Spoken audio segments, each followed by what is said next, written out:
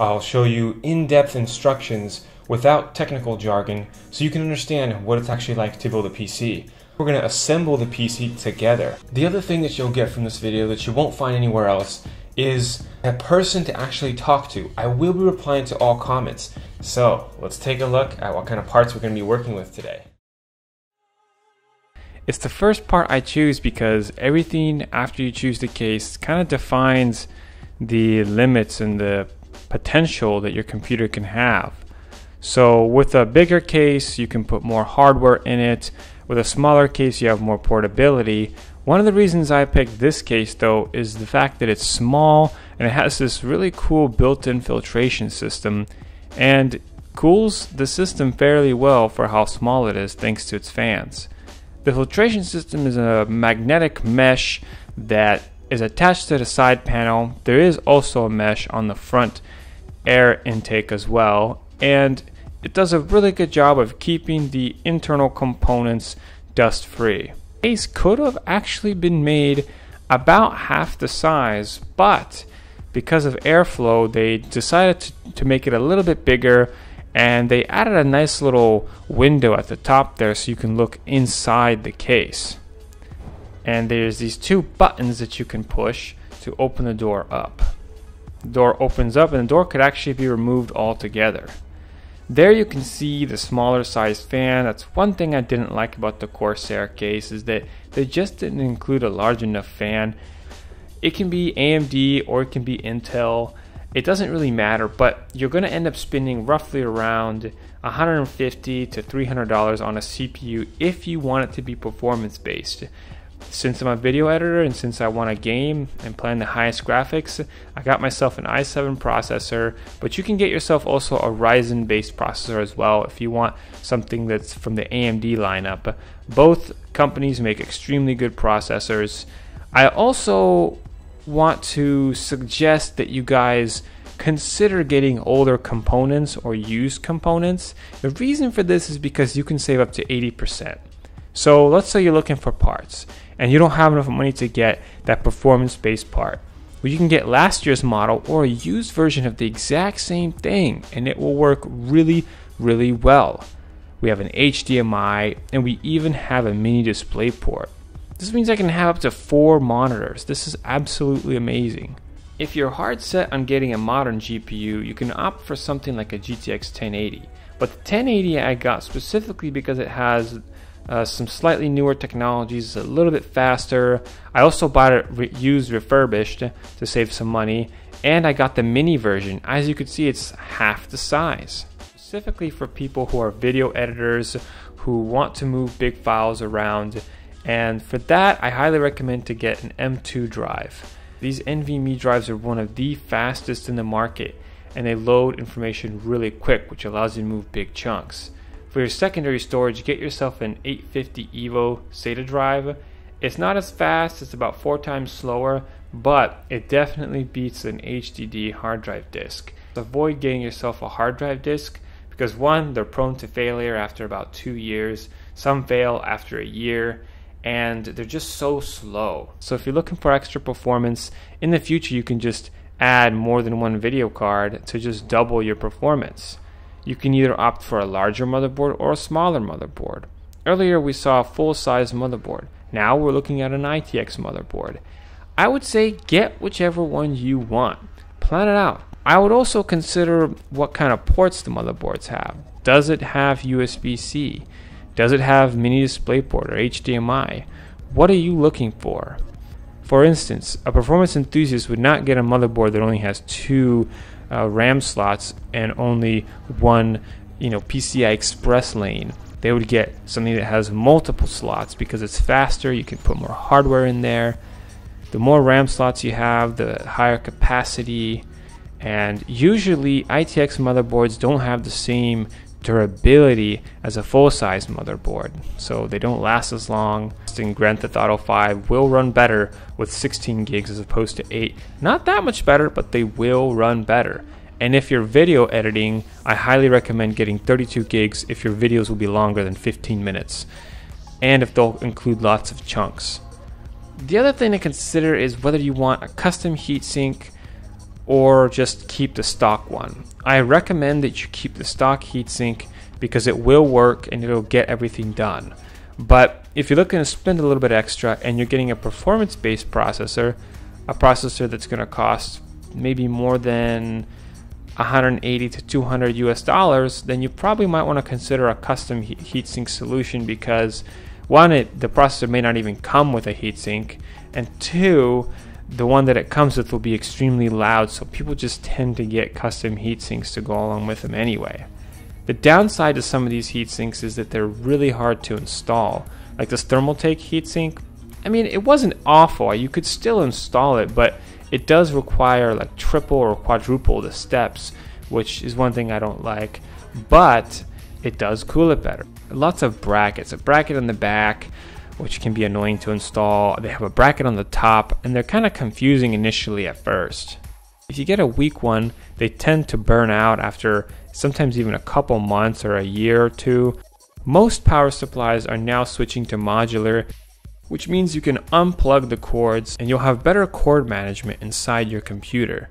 That allows you to have just the right amount of cords for just the right amount of power. It's been shown that a GTX 1080 can run on a 450 watt computer. However, depending on a few other things, like if you have multiple fans or lights, 450 might be kind of pushing it. If you have more money, I'd say opt for a 500 or 600, because the upgrade path will be better. Lay out your motherboard and let's install your CPU. So remove the cover bracket on your motherboard and let's install the CPU. So every CPU socket will have a door and a latch. So we need to open up the door, but before we can do that, we need to remove the latch and then we can insert the CPU. Locate the ARM on your motherboard. This installation process will also work for AMD and Intel CPUs. It's very, very similar. There's an ARM and there's a door. So go ahead, remove the ARM, and then we're going to have the door pop open, and now you can install your CPU. So the pins will either be on the motherboard or on the CPU. There is a specific notch that you have to align the CPU on before you can put it into the motherboard. So what you'll want to do is locate this notch and then locate it on the motherboard and on the CPU, and then you can insert the CPU properly. We've got two of the notches on the CPU at the top portion, and then we have a little triangle at the very bottom left. You will also see that there's a dot where the triangle is going to line up on with the motherboard and the CPU. So once you've located the two notches and the triangle, you can then insert your CPU. And all you're really doing is you're just plopping in the CPU, just kind of dropping it in there. You're not pushing it in, you're not applying any forces at all. You're just kind of dropping it in there, and it's going to go in all the way. If the pins are on the CPU, you may need to just slightly budge the CPU for it to fall into the socket, and if not, well, it should just kind of fall in easier. More and more motherboards have pins on them as opposed to pins on the CPU, but every now and then you will run into a processor that'll have pins, and sometimes a little bit harder to get it in there, but the principles are basically the same. Go ahead, lower the door, and then lift the arm up, the latch, and then you can bring the arm latch right back down once everything is in line. So on Intel CPUs, when you pull the arm up, you then want to lower the latch down by moving the arm down towards the motherboard, and then slowly secure everything in place by moving the latch back into its fixed position, latched in between the metal frame there. So let's talk about liquid cooling. Here I have the Intermax Liquid Fusion. This is a pretty loud air cooler, but it's known for keeping it much cooler, and the price tends to be a lot better than Thermaltake. The confusing thing about liquid cooling is it better than air cooling? Well, the funny thing about liquid cooling is that it's technically air cooling as well, because you still have to insert fans. There's still technically a heatsink, and on top of that you also have liquid flowing through a pump, which is, I don't know, seems kind of complicated for a simple solution. Like, why not just use an air cooler? Well, here we have our liquid cooler set up anyway. I'm going to show you how to install it, and we'll talk about whether this cooler was worth it and how well it performed. I can tell you it actually does perform pretty good, but installing this was definitely a lot more annoying than I expected. However, for depending on the situation and if you're going to be overclocking, I think the extra coolness that you're going to get from the liquid cooling, probably all things considered, is worth it. So let's get to it and install our liquid cooler. So the first thing you want to do is deploy all of your screws, take out all of your brackets, start screwing in your fan into the heatsink here, and then once that's installed, we can put the liquid cooler into the case and install the radiator, and then insert the screws, and everything should be set up. So first up, let's install the screws. We'll first do opposite end screw first. Got the top left, and then we'll do the top bottom. Screw it in about 50%, and then we'll tighten them once we get the other screws in. And remember, don't over tighten, especially on this type of radiator and or heatsink, because they are fragile. They can take damage, so do not over tighten them. For this next build, because we're doing liquid cooling, I do have a slightly different motherboard. And the reason I have this motherboard is because there was an outage that broke my other one, so I had to get this other one. Now, the biggest downside to this is that this one has a NVMe slot that is very close to the bracket. In fact, the bracket is colliding with the NVMe drive, which could be causing damage to it. So be very careful. I would say if you have liquid cooling, don't even install it, because if it's a little too tight, it will just break your NVMe drive, and that's going to be it for you. What I did is, see that soft cushiony portion? I actually compressed that for a good 15 minutes, and then it was much easier to install. You put your bracket on there, you screw the screws in, just like installing any other custom cooler, except you have more brackets and more screws to work with. So I got the back panel installed, but it was really close to that drive. I really didn't like that. I'm hoping Gigabyte in the future will address this. We're installing the standoffs. Prior to the standoffs, we got a little plastic rubber gaskets, put them on there to prevent damage to the motherboard.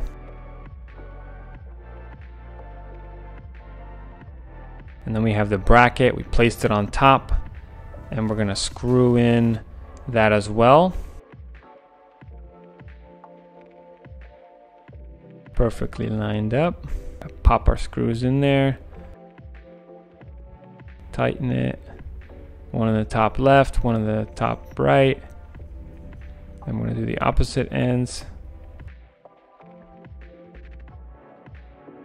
Alright, it's stable.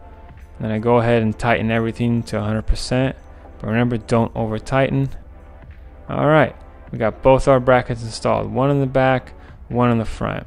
Next up, you're going to want to put some thermal paste on there. And if you don't know how to do that, I'm going to put a little timestamp for you to follow, and it'll show you how to install the thermal paste. I also lined up the radiator on the side of the case here, and there are screw holes that you're going to want to kind of line up, and then that will allow you to screw in the radiators. On some cases it may be harder to do because there might not be enough screw holes, or the screw holes are in the wrong place. Even on this case, the screw holes did not seem like they were lining up correctly.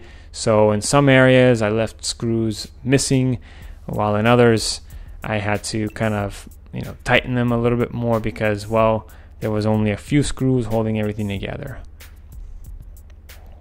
Alright, so we're applying the screws. And honestly, I actually don't use a whole lot. I try to use less screws if possible because I feel like it starts to really get in the way of operating the device when there's too many screws and a lack of serviceability. I want to be able to access my system quickly, professionally, with speed. And you can't really do that when you're screwing everything in super tight and with too many screws. So there I have 4 screws, and now we can apply some thermal paste. So thermal paste is easy. Just make a pea-sized amount of thermal paste and then apply the heatsink directly on top. And it's technically going to flatten out the paste, and it's going to go all around the CPU, and you should be able to just get it working that way. I like to kind of do a little circular motion to kind of spread everything out just a little bit, just kind of give it a little bit more help, but you really don't have to do that. Again, if you need a little bit more help with the thermal paste, skip to this timestamp here and I'll show you how to do this more in detail. Because some heat sinks, the thermal paste is pre-installed, while others, they're not. I can tell you with liquid cooling, it's probably never going to be pre-installed. This one also came with a little flattened spoon-like device to help you spread the heatsink material all around. I actually wasn't planning on using it. I was just going to use a pea-sized amount to get it working, but it came with a little spatula, so I figured, well, why not use it? All right, so thermal paste is applied, the radiator is screwed in. The last part is just to apply the heatsink to the CPU. So surprisingly, there's only 2 screws holding the whole thing together. And all we're doing is we're lining it up with the screws and then screwing it in. So in most cases, most of the parts will just kind of go in natively on their own. There isn't that much complexity. They can usually only go one way, and that's it. So you don't have to worry too much about whether you're installing something correctly. There are a few instances where you can break components, but if you have questions, just Google it or ask me here in the comment section below, because I will be replying to all comments. So if you have a question, please, I would like to connect with you guys. Let me know how your guys' builds are coming along. I do want to help you out. So before you install this heatsink and liquid cooling, don't forget to remove this annoying plastic peel, because that'll completely screw up the whole process if you leave that on there. It could even start a fire. All right, now that peel has been removed, we can now apply the heatsink. So they put that on there because they don't want you to get a bunch of grease and fingerprints all over it, because if you do, then it's going to mix with the thermal paste and then the connectivity won't be as good. You want the best heat transfer possible. That's why you have a liquid cooler, because you're trying to maintain that level of optimal operating temperatures. So it's important.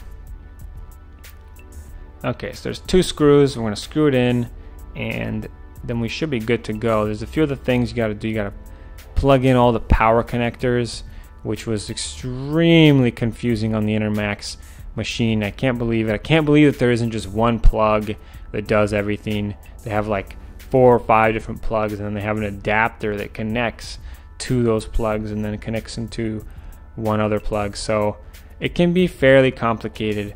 Personally, I feel like liquid cooling is worth it to those that really care about their temperatures down to even 1 or 2 degrees. If you don't care about that, then it doesn't really matter, and it shouldn't really even affect most of your performance in most cases. It's still basically air as well, so it's basically a fancy air cooler. Even though it's called liquid cooling, it's an air cooler, because there's a heatsink and there's fans that blow through the heatsink, and that's how it works. All right, so we got it installed, but the difficult part regarding this is how do you position the pump and the cord and all that. I got kind of lucky because the pump goes in and there isn't much complexity to it. It's in there, it's gonna work. The first time I tried to install it, it looked like it was maybe putting too much pressure on the cord in a way that would make it not work right, possibly maybe even cause a leak. So avoid trying to set it up where there'll be too much tension. Your job is going to be to relieve the tension on this liquid cooler, because if there's too much, it will leak over time. It's just a matter of time, basically.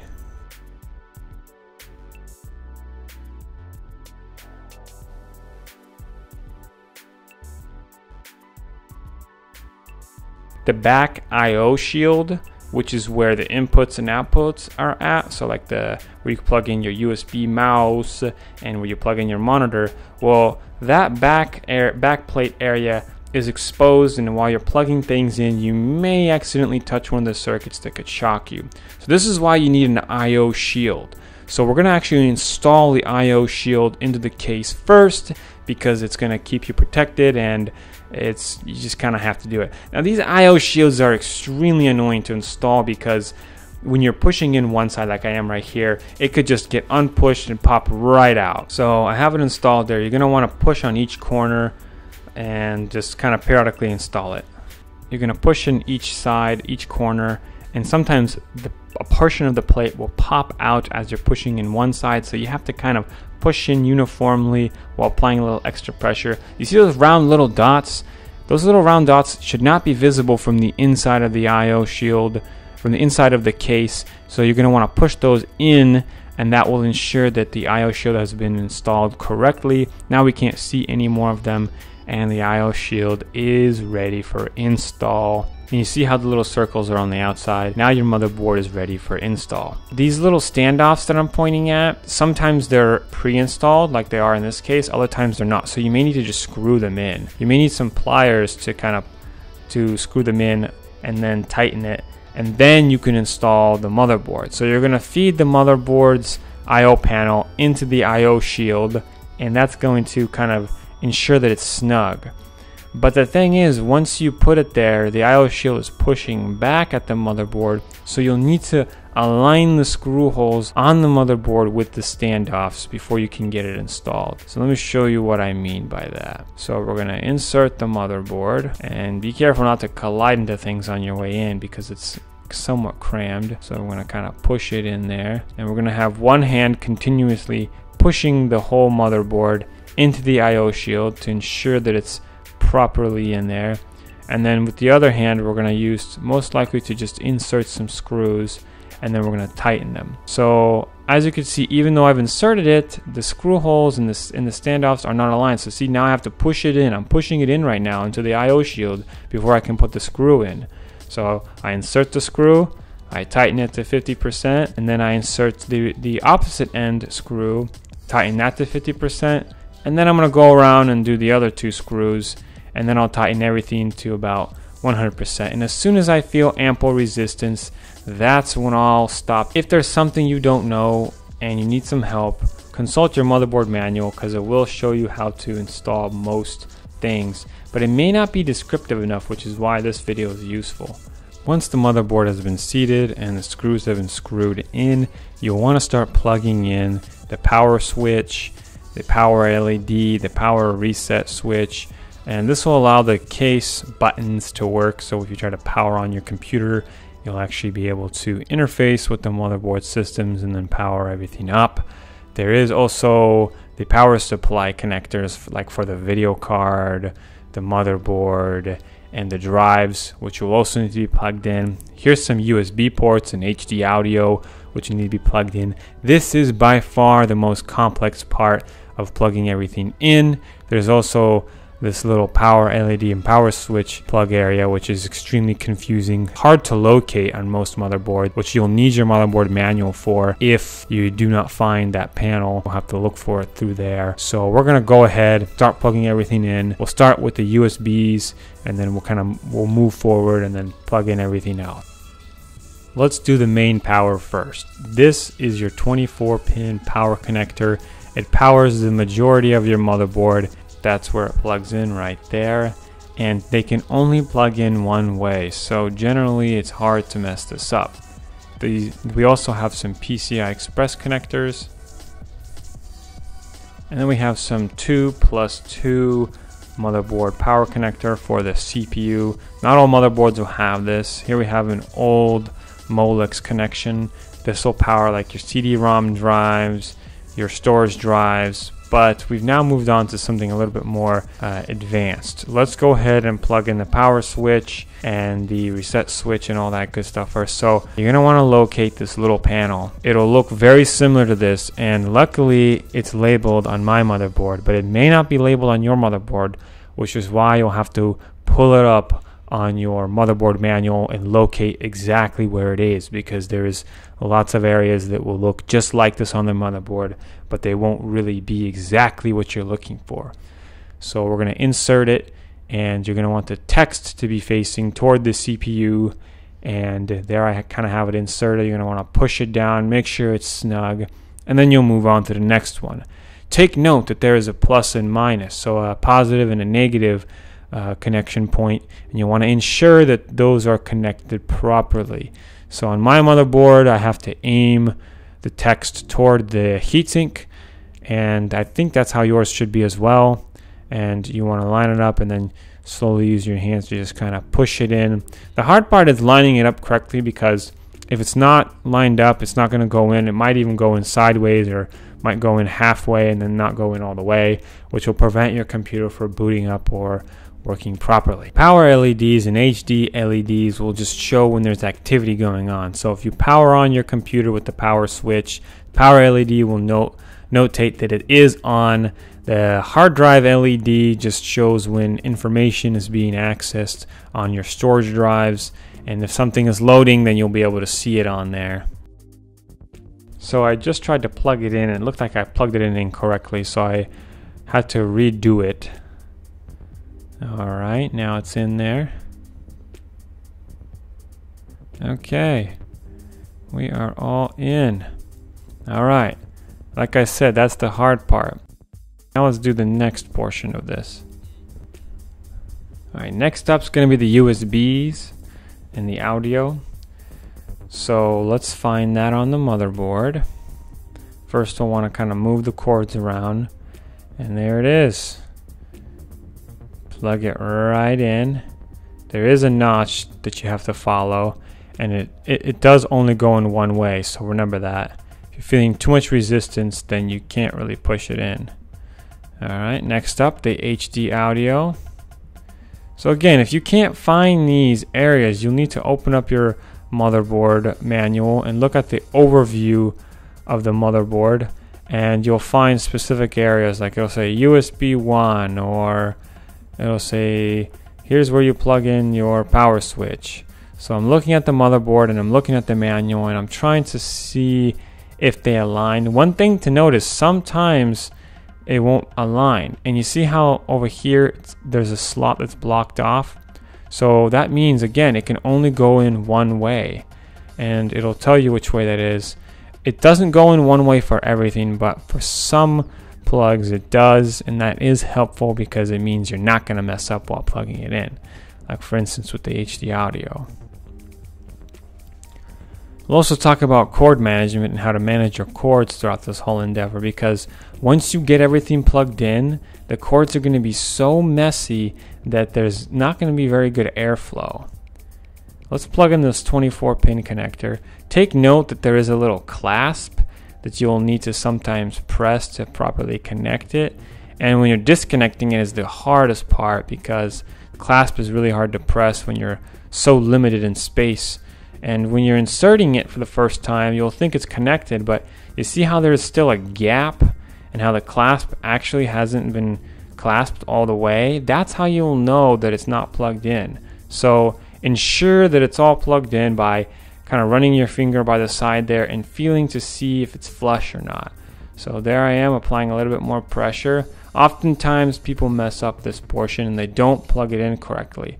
So ensure that it's plugged in correctly by just kind of feeling for a gap. If you notice a gap, obviously fix it. If not, well, then you've done everything right, which is good. Next up, we're going to do our SATA power connector. So this is the newer system that replaces the old Molex connector. So I'm going to go ahead, plug it into our storage drive that we have in one of our storage bays. So with the storage drives, you have your power connector, which we're going to plug in first, and you have the data transfer connector, which is, again, your SATA connector.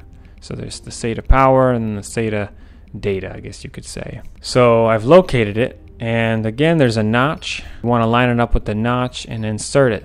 Now these are actually kind of easy to break. They're a fairly flimsy technology. So when you're inserting it, be sure to not just rip it right out once you've plugged it in, or to apply too much pressure, because it can actually break the drives. And that's what you're worried about. You're worried about breaking the drives, not so much the power supply, because this one is modular and it is much harder to break the power supply plugs than the actual plugs themselves. Here's the SATA data transfer connector. So we can start by either plugging it into the motherboard first and then into the drive, or into the drive and then into the motherboard. Doesn't really matter. In this purpose, I always kind of start off on the motherboard first, and then I kind of wiggle my way into the storage drive. So there it is there. When you're plugging in, try to plug in the SATA drive into SATA 1. Because if you plug it into SATA 3 and then you plug in an additional drive into SATA 2 or 1, it may not boot properly because there is a boot order. So I'm just kind of plugging it into a random one because I only have one SATA drive. And actually I go into a setting called BIOS in the beginning of the boot process, and I actually make it boot from the M2 drive instead of the SATA, because while SATA is fast, the M2 drives are about 4 times faster. And I have an NVMe drive which is 4 times faster than most regular M2 drives, so it's up to 8 to 10 times faster altogether. So I've located the data connection point, and I'm going to go ahead and plug it in there and facilitate the connection. This particular SATA connector has little metal latches which can make it a little bit harder to push in, so sometimes you have to push the metal latch down to connect it. In this case I didn't have to. So here's what the PCIe connections look like. This is what'll give your video card power. Do not confuse it with your motherboard 2+2 connector for the CPU. So this gives extra juice to the motherboard and CPU. Don't confuse this with the PCIe. In the past, apparently you were able to plug them into the motherboard and it could just ruin everything. But now it's not that easy. Everything's kind of labeled. So when you see it say PCIe, that's for the video card. If it doesn't say anything, it's usually just for the motherboard. So as you can see, the intake air is starting to get blocked off, and it's really not going to be pushing in as much air. So this is a dilemma. We will have to fix this in the future. Now this backplate will have some screws that you'll need to fixate on the back here, so I'm going to show you how this works. Most good custom coolers will actually have these backplates. One downside to them is that they're extremely annoying to install. You have to put the screws in the backplate and screw the backplate in there. As you saw with the Intel heatsink, it was much easier, and same thing with the AMD heatsinks, they're a lot easier to apply. So I put the screws through there, and now I am inserting the motherboard through the top. You're going to have to align the screws properly or else it's not going to go through. So the screws have now gone through, and we have these tiny little metallic heads that are going to be applied to the top portion there. And well, these little heads, they have a small little soft rubber gasket, and you want that gasket to be pushing up against the motherboard, which is why I have it aiming towards the motherboard. You're going to go ahead, screw that in, and you're not going to over tight it. Just screw it in enough to where it feels stable but isn't applying too much pressure to the motherboard. Alrighty, looks like it's screwed in. Okay, here's a little time lapse of me doing it again. So throughout the video, I'm going to show you guys how to do this from various angles to make sure you guys can really see what's going on, because it is just too hard to do this in most videos because you can't see anything, especially if you're on a phone. Alright, so once we got all that applied, we have an additional bracket that will either already be on the heatsink or you'll need to install it. So I actually pre-installed the bracket already. It's extremely simple. There's 2 screws. You screw them in and now you have a bracket on your heatsink. Now the tricky part with the heatsinks is deciding where the heatsink is going to be pushing the hot air out. First thing we're going to want to do is line up the heatsink with the screw holes, and we're going to have to figure out which way the hot air is going to go. So once we put that on, then we're going to take these screws and we're going to screw in the heatsink and we're going to fasten it, and again we're going to make sure we don't over tighten it, because over tightening can damage the components. So you never want to over tighten anything in a computer case, because the computer is fairly fragile. And then we're going to take the motherboard and we're going to insert it into the case here, and we're going to have an installed motherboard. So here in the case I have a front facing cooler. It's going to push air through that fan, and then it's going to go kind of out the side there, but we're going to want to figure out how we're placing the heatsink. The heatsink can either be pushing air off from the side, it can be pushing air to the top, to the bottom. We're going to have the heatsink push air from the right side to the left side, and then it's going to push it out, or we can have it push the heat through the top, but it really depends on where you have your fans. So we have a fan pushing out from the top, so if I was to set the heatsink like this down and it's going to push it to the top, it could work, but I'm going to place the heatsink like this because I want it to be aiming towards the front intake fan, and that's going to help cool it much better. I'm also going to install 2 additional fans behind the heatsink, so it's going to have one big fan on the front pushing that cold air in, and then it's going to reach the heatsink. Then the heatsink's going to exhaust the cold air to the back of the case, where the 2 fans are just going to push the hot air out. So you're going to have to do a little bit of planning when you're building your computer.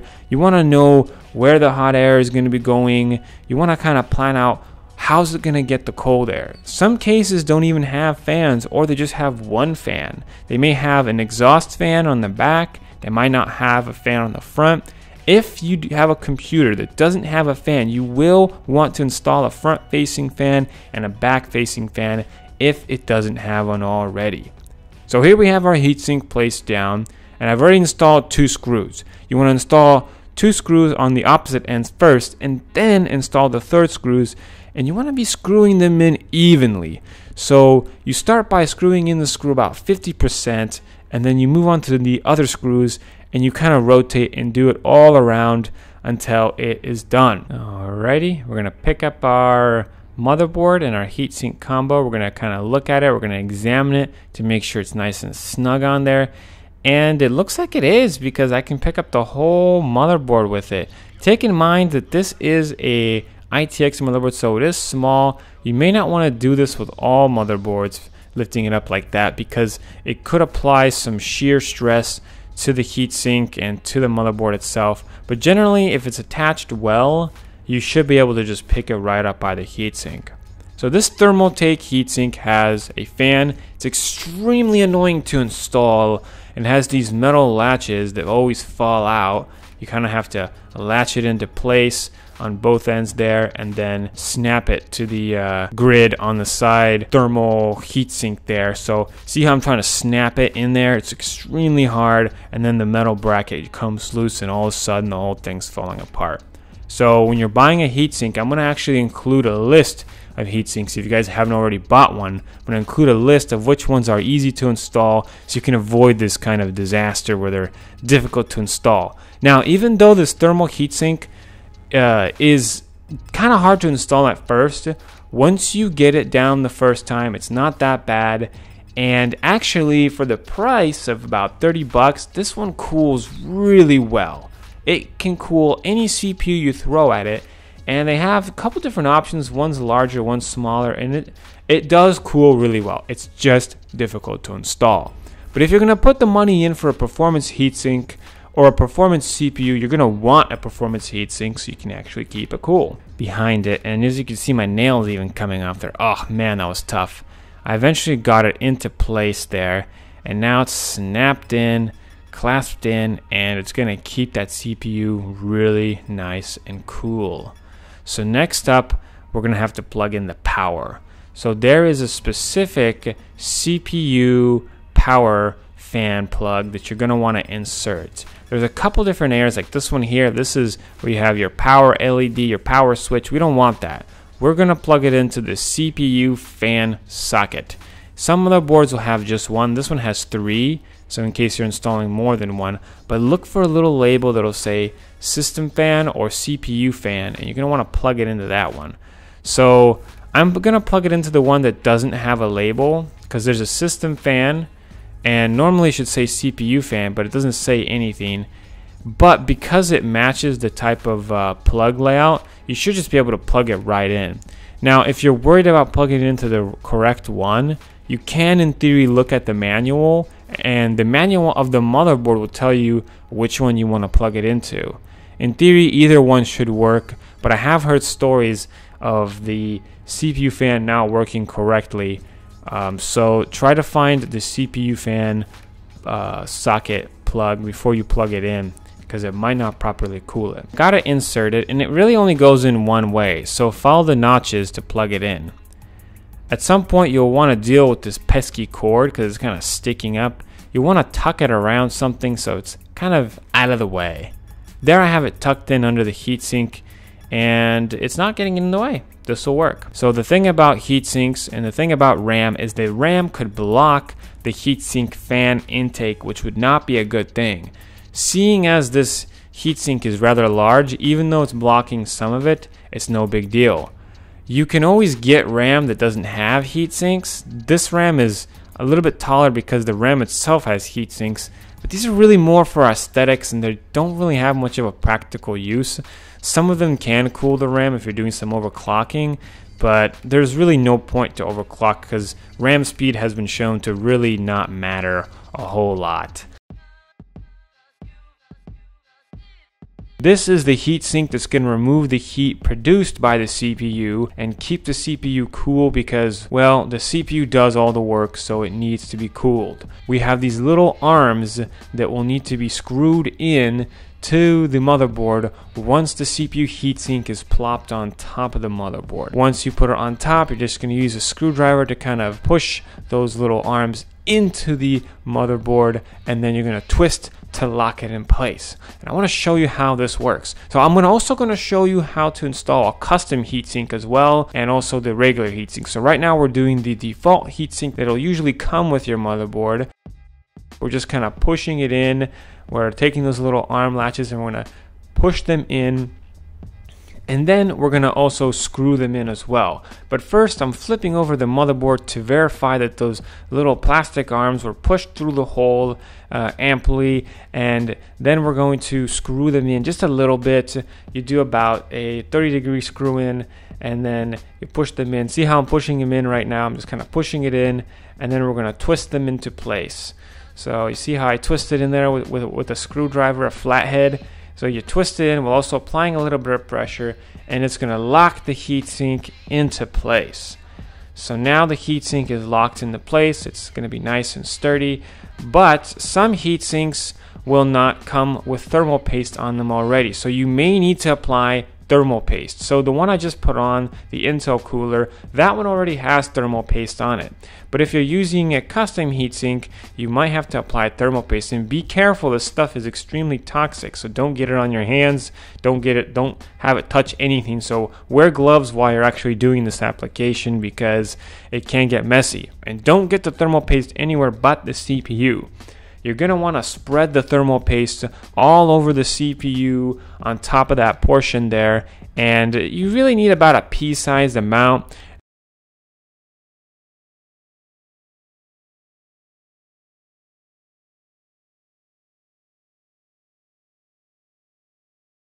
Let's install our GPU. So with a GPU you can go with a brand new GTX 1080, or you can go for a used GTX 780. It doesn't really matter which one you get because both will work really well. I would say that it can matter to an extent, but you don't want to overthink these things. And if you can get a used one, I would just get yourself a used one because the used market is really good. You could save up to 80% just by buying used, and it just works really well. So when plugging in the power plugs, it's virtually just like the motherboard ones. You have to clasp the little hand, the little latch onto it, and then push it in all the way. And you have to push relatively hard or else it's not going to be inserted. So you can either plug in the power first and then insert the video card, or insert the video card first and then plug in the power. Depends on how much space you have. In this case, because I didn't have a lot of space, I actually should have just plugged in the video card first and then plugged in the power, because I can't really do it the reverse. So you can try either option to see if it works for you. In this case, there's a little arm that you have to open up, and then to insert the video card you have to make sure it's going into the PCIe slot. Earlier you saw me pushing it in, it wasn't really in, and there you can see that there is a little arm that you're going to have to connect it to. See that little orangish gold plated area? You're going to want to make sure all that's in and not visible, and you're going to want to push it in to make sure it's snug and in there, because if you don't, then you're not going to have any video and it's not going to work. So see how closed on itself, that's a good indicator that you have done it correctly. The RAM has some notches that you want to align them with, because you can plug the RAM in incorrectly.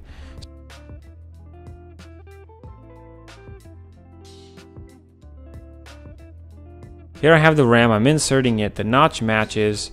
I opened up the little arm doors there on the motherboard, and I'm going to push it in on one side and then the other, and kind of periodically push in from both sides, the left and the right. And then eventually it's just going to snap in. There I go again, I'm inserting it from a different angle just so you can kind of see how it works. So I'll kind of plop it in there, and then I push down on one edge right there, and then I push down on the next edge, and then it will go in a little bit better. Sometimes one edge will go in more than the other, and you just kind of follow that. And then if that doesn't work, you could try uniform pressure, but sometimes plugging the RAM in can be very hard. Sometimes you have to really kind of push hard to get that RAM installed, and well, that's just the way it is. But make sure you pay attention to those notches, because if the notches don't align, then you're really just kind of pushing it in on its own, and it could break the motherboard. And this little arm that opens up and closes, that little arm actually is supposed to close once the RAM has been fully inserted. Make sure that the RAM is actually plugged in all the way. You can verify this by looking at the bottom portion of the RAM to see if any of the gold pin arrays are exposed. Next up, let's insert our NVMe storage drive. So you may or may not have an NVMe based storage drive, or you might have an M2 storage drive. M2 is a type of size for the drive, and then the NVMe is a special speed category. It's really, really fast. On some motherboards, you can insert your NVMe drive kind of on the front of the motherboard, and it goes in diagonally once you remove the screw, and then you kind of just push it down and you screw in the screw on the M2 drive, and it goes in, and then it's secure. Let me show you how to do this again. So I'm inserting it diagonally, making sure those gold pins aren't exposed. See how they just disappeared? Okay.